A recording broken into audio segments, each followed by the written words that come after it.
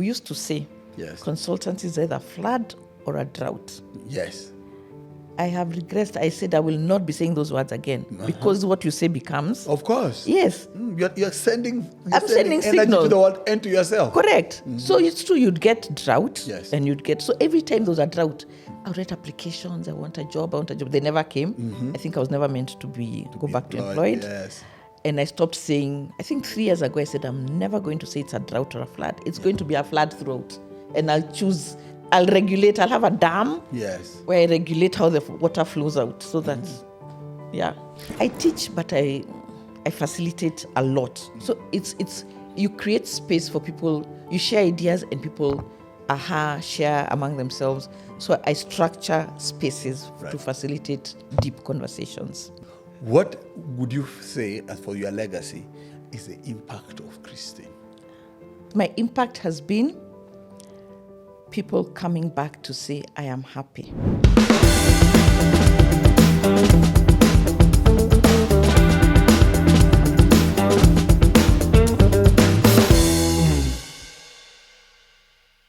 Welcome to the Chairman Chronicles.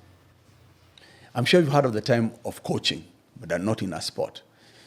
Coaching in the business space, coaching in leadership development. Our guest today is Christine Guchu. Christine is a management consultant and has had 30 years in leadership development, and she coaches leaders. The how and why you decided to become a consultant. I didn't decide. I love this story. Yeah. And because it will go public, I will tell you, I will not name the client, but I used to work as a team leader for a very big project. Okay. And I loved it. It was, actually, of all the jobs I've done, that was the best job.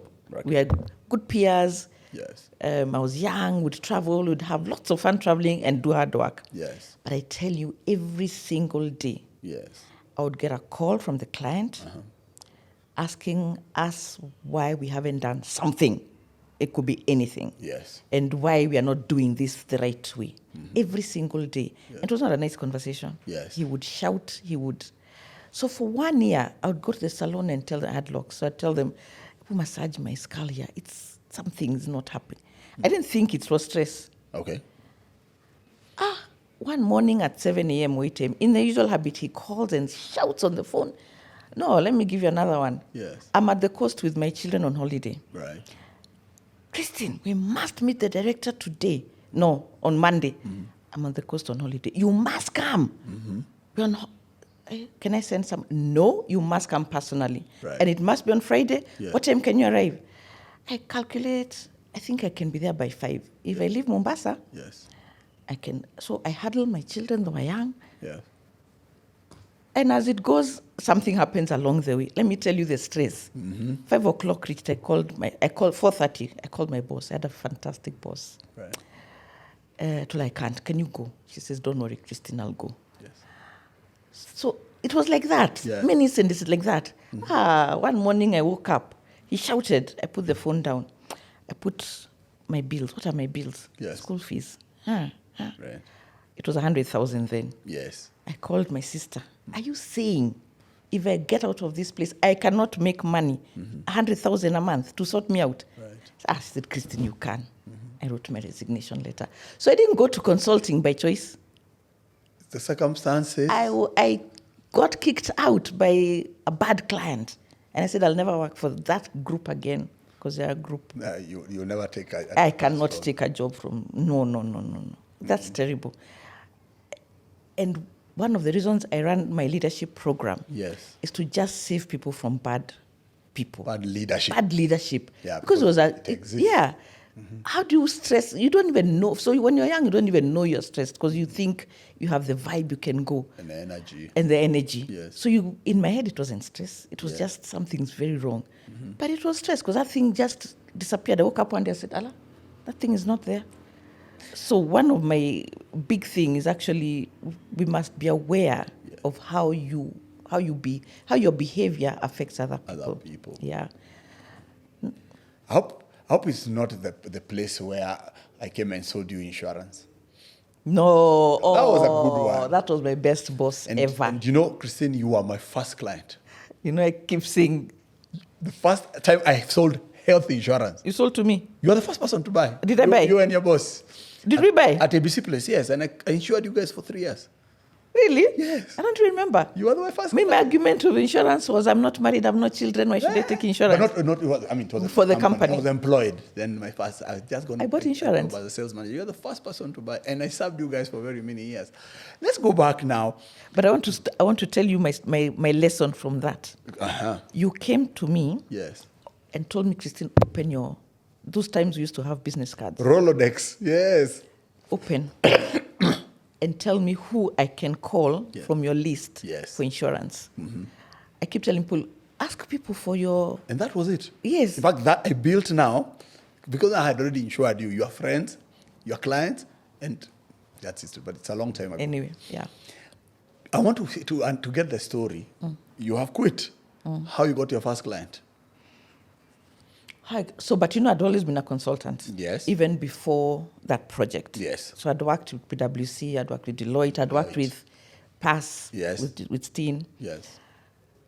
So it took me time. So this, my dear sister. Yes. Oh, somebody told me, Ken Mingala, no Ken. I know Ken.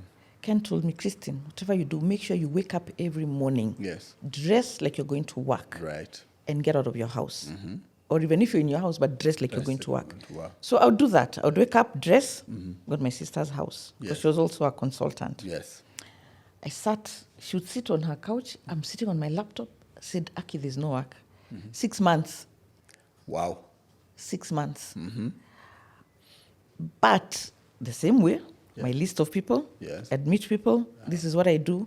Do you know some, just, I would not really ask for work. Yes. I would just say, this is what I'm doing. What are you guys doing? Yes. I'm out here for consulting. Do you want? So my first, what did you ask me? My first assignment. The first assignment, yes. My first assignment was with Kenya BDS. Yes. I've worked in NGO world, so that's always where my work is from. Correct. So I actually walked to them because somebody told me they're looking for consultants. Just them conversations, one-on-one. Yes. Akiba, those 6 months, I remember counting coins, walking to a cyber cafe, Yes. sending my CV Yes. with the coins, Yes. making a phone call. In fact, that BDS, the BDS appointment, Yes. I even remember where I made the coins I collected, Yes. the phone call I made, and how they told me, come for, let's have a meeting. Right. But that was my first assignment. Yes. But it worked for like 3 years. BDS gave you a contract for 3 years. BDS, they give you a little, then they got a big project, then we did. So the first project was avocado farming. Yes. They were doing work. Was that my first assignment? No, that you have to edit. My first assignment was actually with Coalition on Violence Against Women to do a strategic plan. I remember. That still exists. It still exists. Right. But I read, BDS was also a coin one also, but Cover was my first client. Uh-huh. And here I honor them. My first client, Yes. I honor them. I read books, I read about strategy, but we worked a bit, so that was my first one.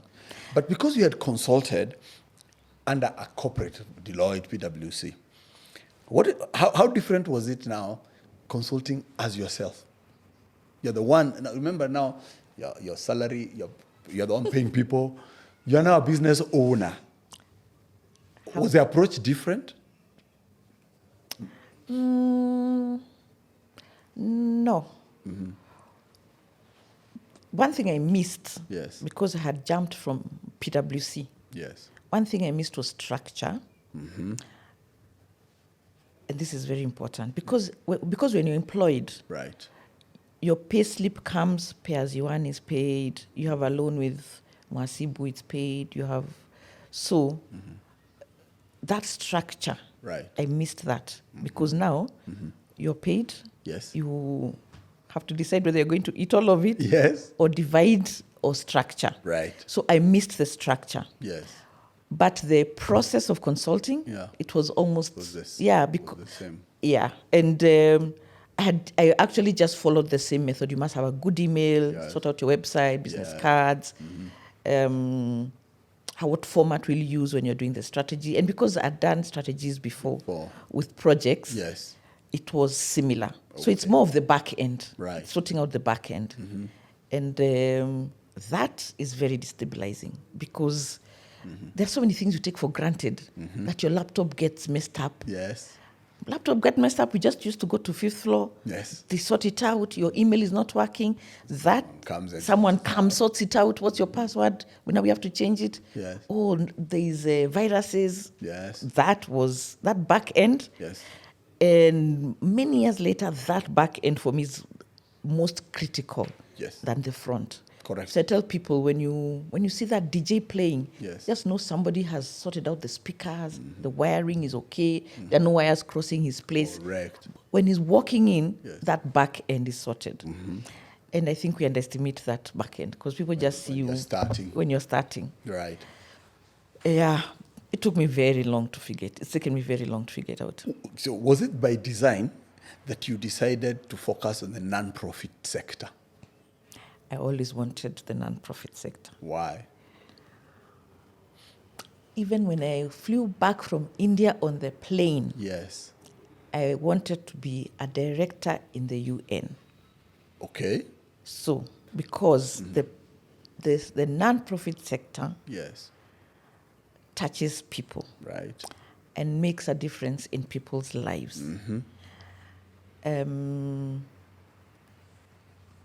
Now I'm wondering whether private sector doesn't, but for me, when I sit with a woman in the village, and I've sat with them so many times, and they hug me and tell me thank you, there's no price for that. We'll talk about impact later because it's something when I was discussing with you earlier, that you cannot just wake up to make money. Yeah. We'll talk about that. You've just mentioned India. And my audience, for disclaimer purposes, Christine and I knew each other in college. I knew her in high school, but we actually became closer when we were in university in India. When you came back from India, that was your idea? Yes. What did you do? Because there's a part of your life I don't know. After India immediately, where did you go? So I always wanted to work in the non-profit sector, in development. Immediately I came, my mom's boss, bless his soul. So this young girl, she needs some job somewhere. Do you want to work with us as an intern? I said, sure. I think they'd pay me 1,000 bob or something. I was staying in my mom's house, take a ride with her every morning. So for 1 year, I worked with Kenyan Alliance Insurance company. Then, you write applications every day. And your people are sorting you out. So my auntie got me a job at Prime Bank. Okay. Prime Bank existed then? Prime Bank, yes. She says, now you don't have to be intern and now you have a job. Yes. After 1 year, I go to Prime Bank. Remember, my work is development. Yes. So my mom, honestly, I remember her hobbling with me around town. Lion, they need an accountant, Christine. I said, I don't want. I don't know where else. I think she got very frustrated. Now, actually, we think our children frustrate us. Our children are giving us headaches. Yeah, but I remember her walking with me around. Yes. There's this, my friend here has I said, I don't want. I want NGO. Yes. Anyway, so when I got in I don't know, I went to Prime Bank. Yes. But anyway, Did you report at Prime Bank? Yes, I did. For how long? 1 year or 1 month? 1 week. 1 week? Yes, Madison called. I don't know, I didn't, Prime Bank, I think I was just doing paperwork and I didn't like it. So Madison called. So I went to Madison. Then our neighbor used to work for Pride. Pride was a microfinance. Remember, yes. Big one. Pride was big then. Yeah. In comparison to now. Yes. It was because there was only Pride, K-Rep, and Kenya Women. Correct. Those were the three. So my neighbor, Mr. Pinkerton, one day gives me a lift. Yes. Then he tells me what he's doing. I said, that sounds interesting. Then he says, I think we have a position in Baringo. Would you like to go to Baringo? Did I care? Did you even know where Baringo was? Did I even know it was? Did I care? 3 months, Madison. I wrote a resignation, took a lower salary. Yes. Went to Baringo. I was so happy. For Pride? Oh. You were going to lend old women money? Yes. Micro-enterprise. Micro-enterprise. Yes. In Baringo. The best part I remember in Baringo is sitting on the grass with community women discussing about credit.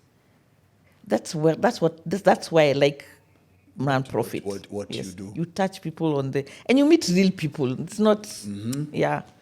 So anyway, I did Baringo. And that's But now Baringo is far. Yes. Me, I'm born in Nairobi. Yes. Every week. Yes. I was in Nairobi. Yeah. We used to see you every weekend. Yes. Yeah. So after 9 months, I got bored of it. But thank God they moved me to Machakos. I said, I'm not going to stay in Machakos. Yes. I'll stay in Nairobi. I shuttle to Machakos every day. For how long? So there were 504s. Yes. It's 5 a.m. I was in the 504 Good to Machakos. We were many. Yes. Because Machakos was near. Yes.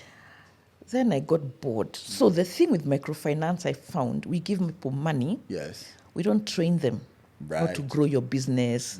So it's not just money. Yes. So I even started training them, but microfinance was not doing training. Right. So I got a bit frustrated. But the thing, or monotonous. One, I got frustrated, we're not training people. Yes. Two, it just got monotonous. Because your work is to give money, collect money. Yes. Give money, you're like a teller. Yes. But the thing that, how do you say, broke the camel's back? The straw that broke the camel's back. A lady sits across, just where you're seated. Right. She's with her baby. So it was mandatory for you to pay your loan. Yes. Every week. If you don't pay, your group will pay for you because it was a group guarantee. Yes. If you don't pay, your group pays for you. And I didn't care because I have to report everybody paid. This lady sits across from me, gives me her problems. Yes. I looked at her, felt nothing. Yes. I said, I'm done. I can't feel nothing. Oh, yeah. I can't be an unfeeling person. I said, it's time to leave. This job is done. So I walked to, coincidentally, go to a BC place. My uncle used to work there somewhere, some company that used to, anyway. Then I see project assessment services. This looks quite interesting. Walk up, second floor, go to Steen's office. You found Mr. Steen. I found Mr. Steen. Your name sounds quite interesting. And I'm looking for a job. Would you be interested? Are you interested? I don't know what I said. But there we are. He was alone. I was his second employee. I found you there and you were powerful. But you were still very young. I didn't even know I was powerful. Powerful. You were still, and what exactly were you guys doing at Project Assessment Services? So what I loved about Project Assessment Services is that we would do consultancy. So that was my first assignment on consultancies. Right. So NGOs, so now corporates do strategic plans. Yes. NGOs do project design. Right. I go to Baringo and do. My passion is water. Yes. So I go to Baringo. Then we used to do what we call PRAs. I don't remember what the name was. What do people need in Baringo? Do you have a water problem? I have a problem with that now, many years later, but let me just see how we used to do. So you go, you assess what's needed here, how can my project help, and then you design. Yes. That's how I started doing strategies. Right. Then a lot of the work used to come from the Danida. Yes. So that's Danish Development Agency. Yes. So you do an assessment. Yes. You do the project design work. You somewhere in the middle, you do a review. Is it going as you want? Yes. At the end, you do an evaluation. So people would call us to do different parts of it, either to design or to review or to do evaluations. And a lot of the work did come from Danida. Right. Because of the relationship that he had with the Danish embassy. Yes. And that's how consultancies work. It's a lot of people know you, I trust you, can do my work, you can deliver. Yes. So 4 years we did that. Best experience ever. Because we're two of us. Yes. Me and Steen would send me, I'd look at him, send me to some places with the World Bank. Yes. Say, Christine is going to represent us. Christine is our social economist. And say with so much pride. Yes. Me, I'm wondering, But anyway, that I grew from here to here because of that experience. Because you're the accountant, you're the executive officer, and he was a very good... With a good, I liked him. Yeah. You've alluded to something that I wanted to ask you, self-doubt. Yes. You've grown, I've seen you grow. Have you ever struggled with self-doubt? I was going to say, I think we all do. But of course, I remember even billing. Yes. A Rwanda project. Yes. And Eugene telling me, Christine, it's your money. Yes. You have every right to demand it. Correct. Why are you being Yes. wishy-washy about demanding? Ask, You yes. have every right to demand. He really helped me. And many people will tell you you're so good at what you do. Right. I remember, that self-doubt. Yes. I think it ended too late. Uh-huh. That's why I'm coaching young people. Yes. It ended so late. I remember sitting at my boss's office. It was called Isadore. Christine, I was going on maternity leave. So he was like handing over. I was handing over. It was not even a handing over. Just called me, come to my office. And he had a booming voice. He says, you've done very well, Christine. Yes. And I want to tell you that when you go, you're okay. Yes. You've done a good job. You can go on maternity leave. Yes. Great job. I can't tell you for the life of me, I can't tell you I started crying. And he's wondering what's wrong with this woman. You're being praised and being told you've done a good job. In my mind, I'm waiting for but. Of course. Yes, but. Yes. I was really waiting for the but. So when he didn't have a but, Yes. I got overwhelmed. You mean I can deliver? And so self-doubt stuck with me for a very long time. Imposter syndrome. We felt, do I really deserve this? Is it really me that these guys have signed a contract to give of this amount of money? Like you do not deserve. You go back to a contract I got, I said, whoa. Yes. But I would not call it imposter syndrome. For me, it felt we're doing development work. Yes. Hey, I'm being paid too much for this development work. That's a form of imposter syndrome. It is. You feel you're being paid too much. Yeah. Okay. What has been the toughest time, work-wise, since you decided to become your own employer? Toughest time? Because for me, I'll tell you COVID. COVID was my best. I don't even like to say it loudly, but COVID, I thought I redesigned. COVID was my best. And for you guys, because of your private sector, us, we just shifted to. Work. I ran a class online. Yes. So you could shift to online. My toughest. I've had 2, 3 toughest. One toughest one. Ask again, as being self-employed, or my toughest? Yeah, since being self-employed. And I'm talking about work, not life. Yeah. My toughest was a tough client, a bad client. Let me just call them bad, because sometimes I want to be nice, but that was a bad client. So you see, when we do strategies, there's a format at which you do. So this lady says, we're not going to do it that way, we're going to do it this way. I said, honestly, I don't know that way, and I know that way is not going to take us. Right. That was a weekend in hell. Because you have not followed the steps. When you skip this step, the rest just won't follow. Not follow. Oh, that was a nightmare. Yes. Completely. So that's been my worst. But the worst is where, because of being self-employed, there's a time I said, now I'm tired of being the marketer, the one who does the work, who builds, who writes a report. I want to change my jobs. Yes. And I changed to doing a different business. Right. Which was exciting, because then I got a team. I'd never had a team. But I had a team, and we could share ideas together, so it was not very burdensome. Right. But it was private sector. Okay. So, you see, I've left my people Yes. who know me, and we've built a relationship. Correct. The minute you divert, these people forget you. Of course. They move on with life. So, we do private sector, and then it's some baratikas somewhere along the way, like businesses do. Yeah, you always do. Coming back here this was difficult, first of all, that it can fail. Correct. This was my dream. This was it. I was going to retire with this. Yes. So this was difficult as it is. Just that breakup, that was tough. Coming back took another year. I remember 2016.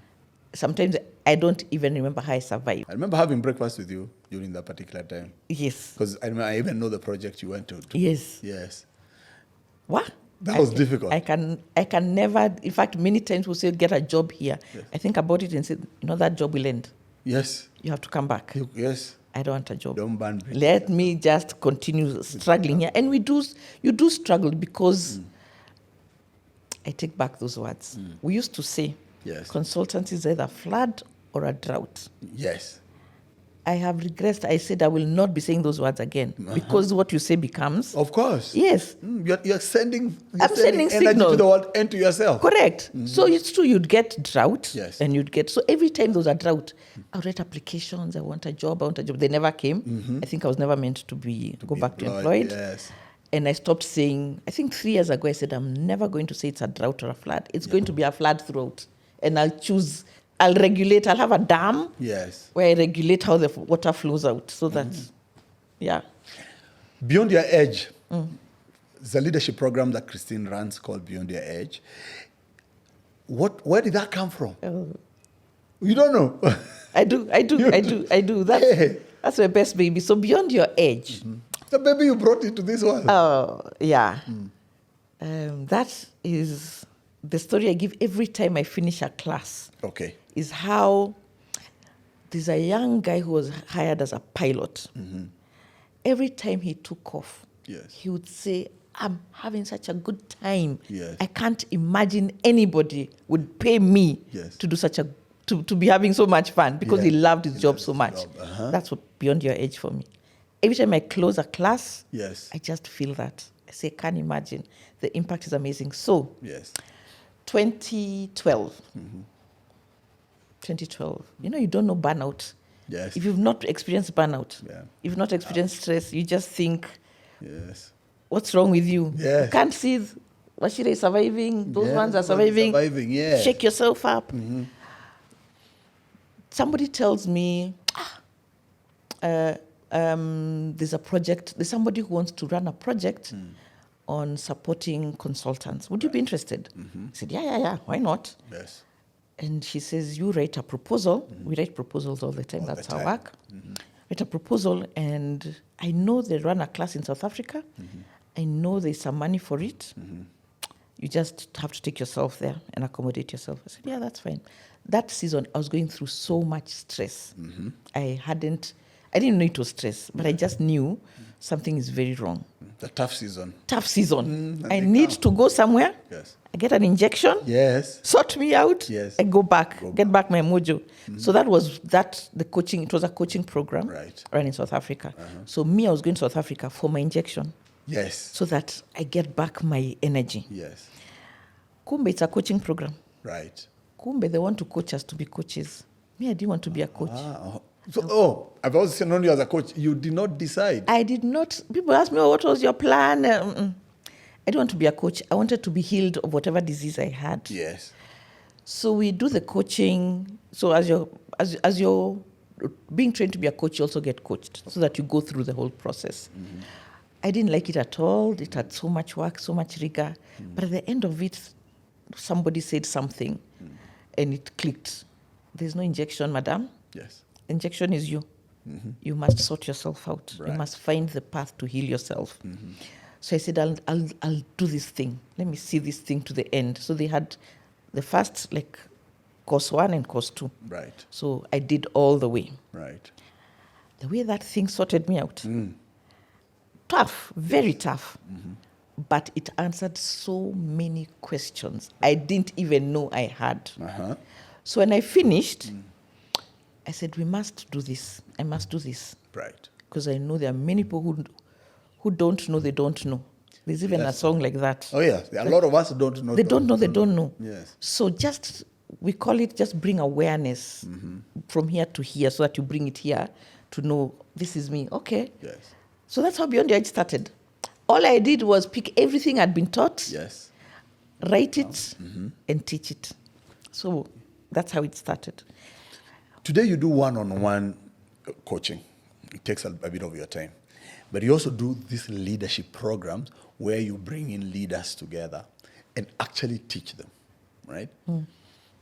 How do you structure a class? You are not a teacher, you do academia. How do you structure a class and people pay you to sit there and teach them leadership? How do I structure a class? So, in that genesis of my life, Kenya Institute of Management, Yes, KIM. KIM, did some time a project in Embu Yes. for Plan International Right. and trained a group of us as facilitators. Right. We actually did a lot of programs as facilitators. So I facilitate. Right. I teach, but I facilitate a lot. So it's you create space for people. You share ideas, and people share among themselves. So I structure spaces to Right. facilitate deep conversations. I never thought about it until now, but that's what it does. Right. So you teach. I teach what I know, Yes. but I also ask you, what do you know, and what do you know, and what do you know, and what do you know, and Because these are people. All these people are diverse, they're all CEOs. and some of them have been thrown to leadership positions and need to learn how to be a leader. And this, leadership is never taught in school. And actually, the other reason I taught it. Yes. So, in this job that I had, Right. when my boss is telling me I've done a very good job, Yes. I was moved because I was a very good technical person Yes. and very organized. Yes.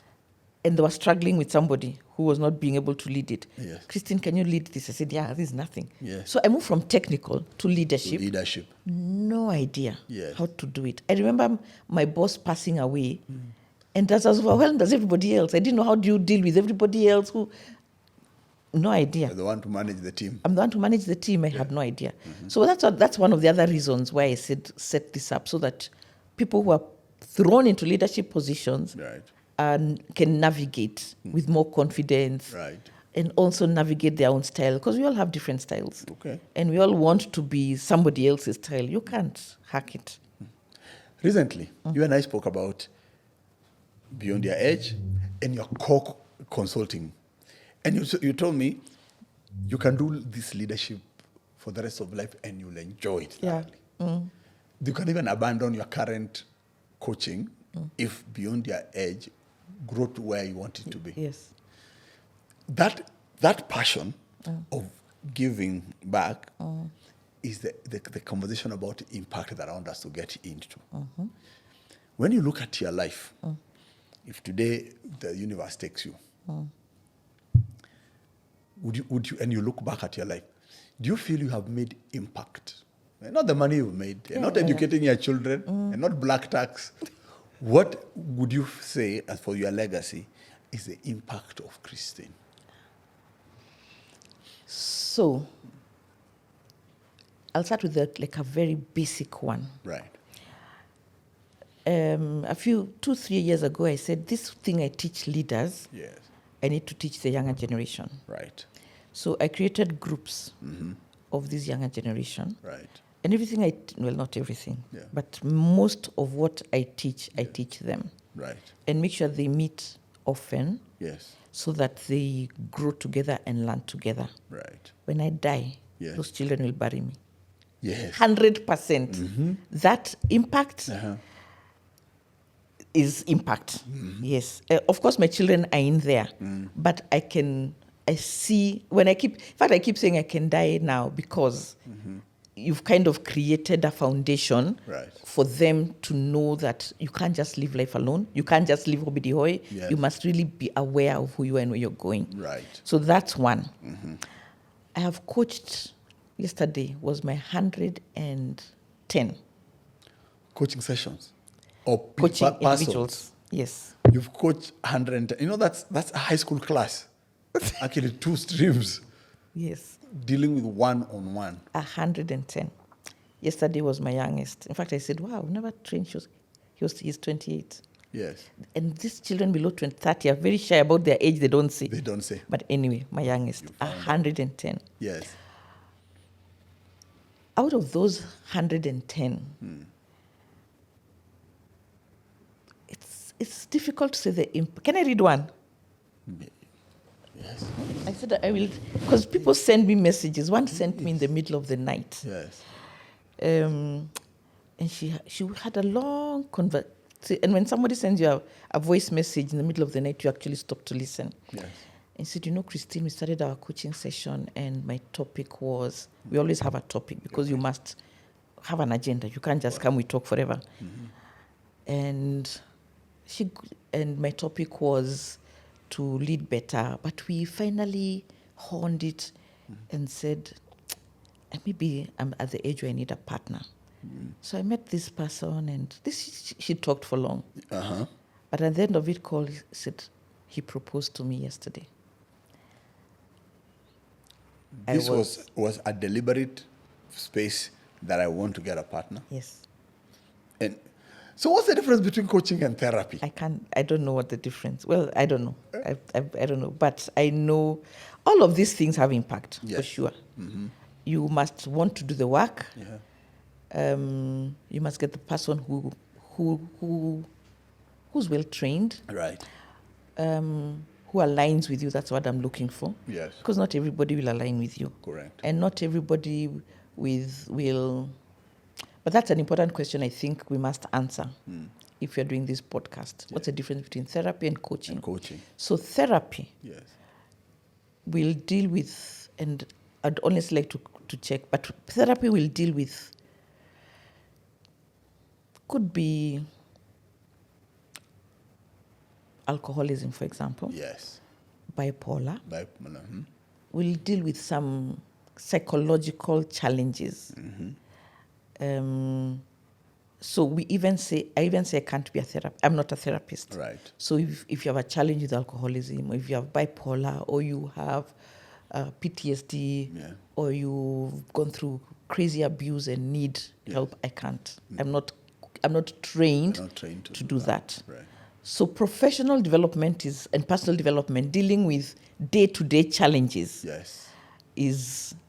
can be coaching. Right.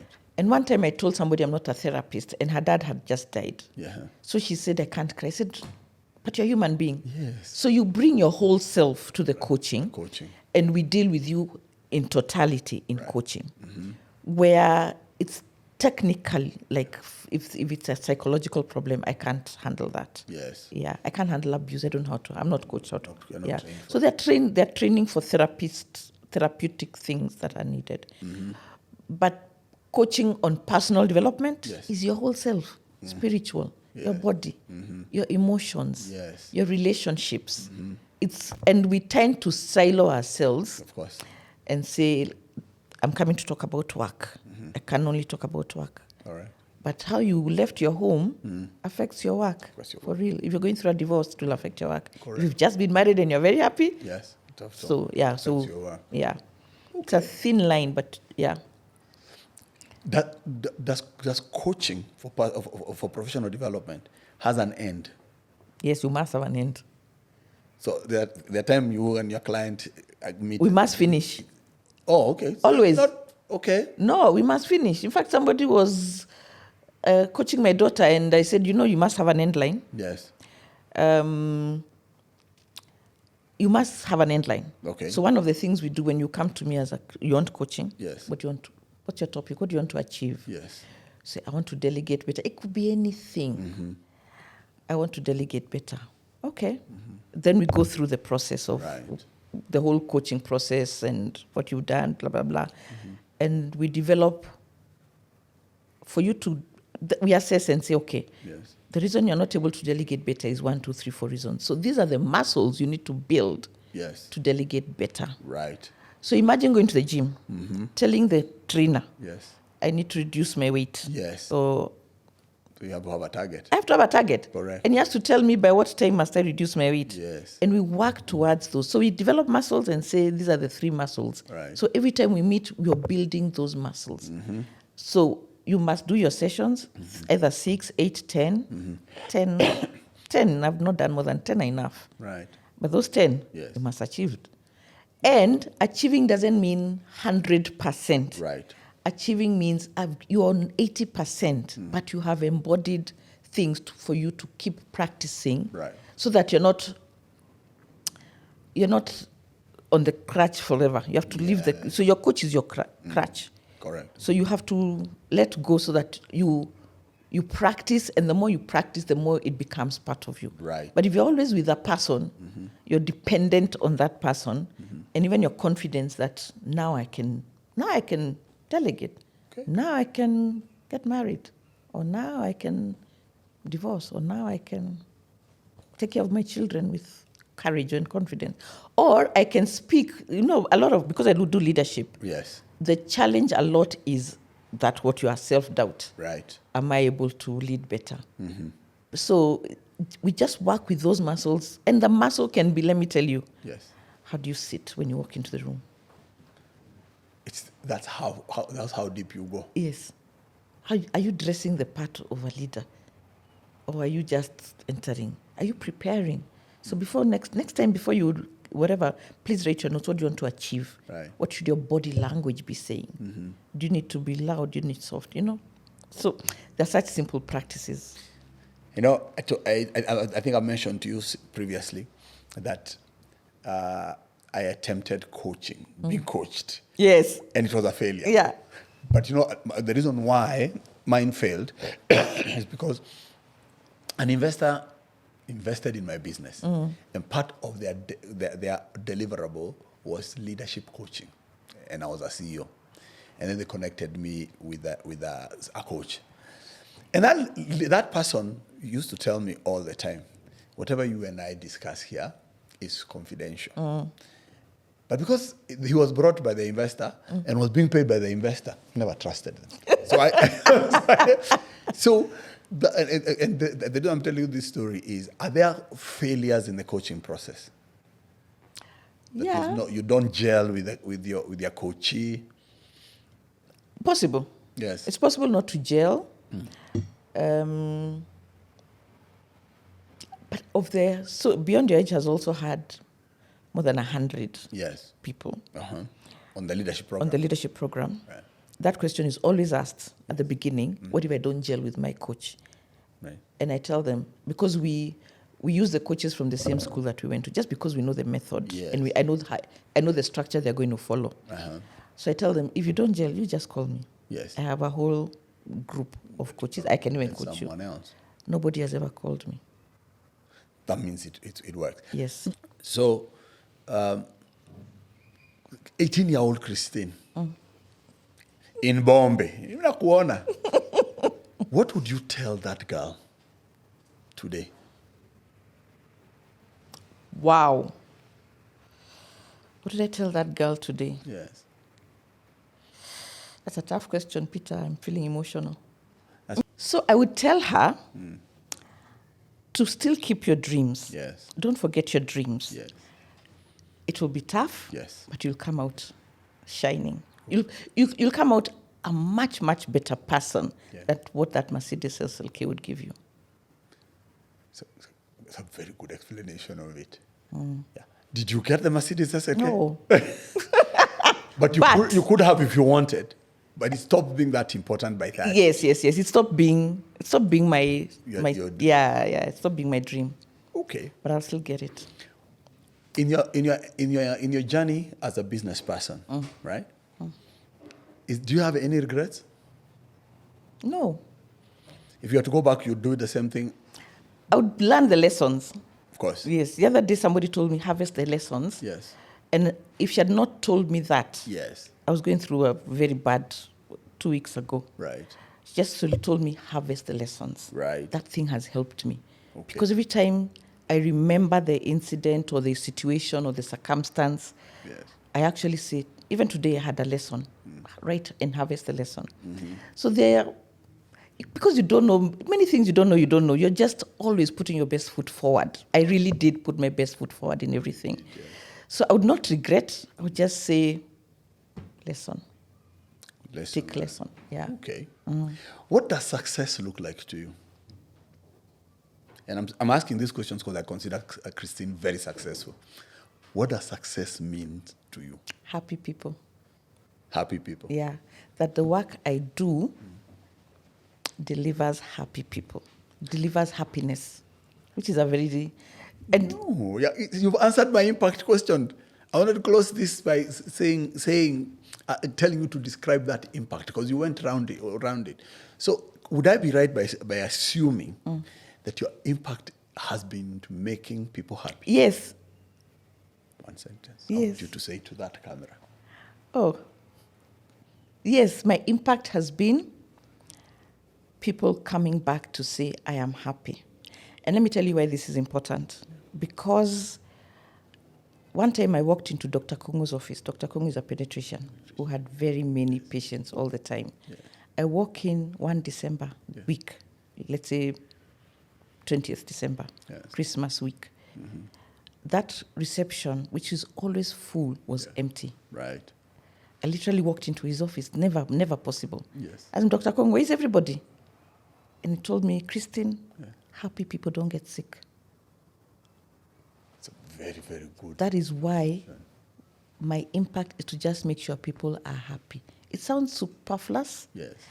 but happy people solve problems better. Mm-hmm. They receive issues better. Right. They are better to each other. Mm-hmm. So when I'm at a space of joy, at a space of peace, I interact with you very differently. Mm-hmm. Even the worst situation and the worst news you receive it in a different way. Your body is able to receive it differently, and you're able to solve problems in a different way.